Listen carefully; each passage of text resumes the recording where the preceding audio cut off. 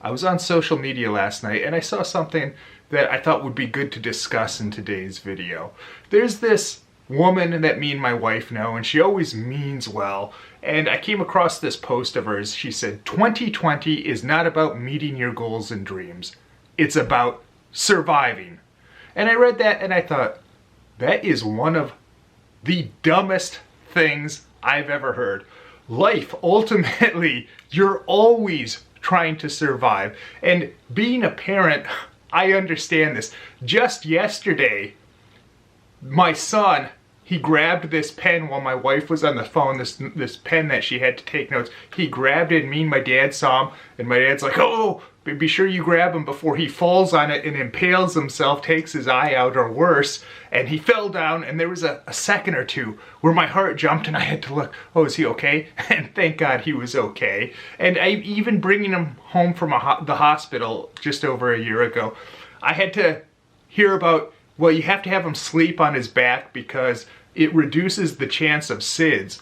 And what's SIDS? SIDS is sudden infant death syndrome. And it's like, oh my God, there's tons of children that just die in their sleep. I didn't even know that existed.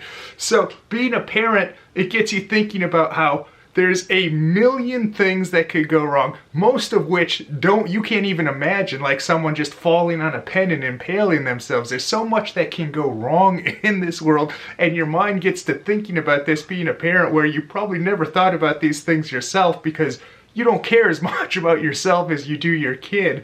So that's one of the things. And this lady, she's not a parent. Now, I don't know if that's any fault of her own or not, but I don't think she started trying to get pregnant till she was over 40. So there's that. But being a parent, you really understood this. But I was also listening to this recording by Kevin Trudeau last night, and he was talking about this concept of people say, I want to do something, I have this goal or I have this dream, this lofty thing that I want to do, but I don't know how I'm going to do that. And he was talking about the concept of you don't need to know the how, especially in the beginning. You don't need to know the how. And that's kind of something that the elite class, they don't want you to know about because it creates competition for them. There could be uprisings. They want to hold their place in society. And it got me thinking about, well, that's a lot of what we're seeing going on right now. We're starting to see the uprisings happening. Okay, they're seeing how much we will take, how much we'll accept, while other people, they will just roll over and do whatever they say, basically. But that's something that they don't want you to know, that these things about going out and achieving, people want you, the media wants you in this constant state of fear. And now the big story is because people are losing their fear over the current situation that they've created.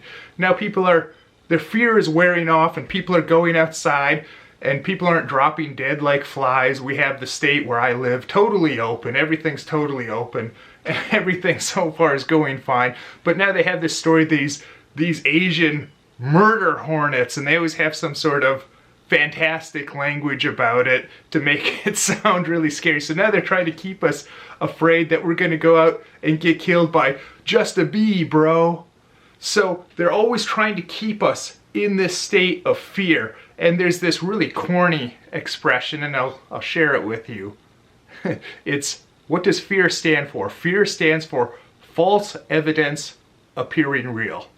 Fear stands for false evidence appearing real. I told you it was corny. Don't kill the messenger. But in this instance, that really corny saying of fear is just false evidence appearing real, that's very largely true. That really, more than ever, we can see how, at least in this instance, that's true. This fear that's being used to keep us out. Oh, we can't go out and do what we love. We can't go out and live joyous, happy lives. We can't pursue our goals and our dreams, whatever that means for you personally. We can't do that. We got to stay inside. We got to hide under our bed.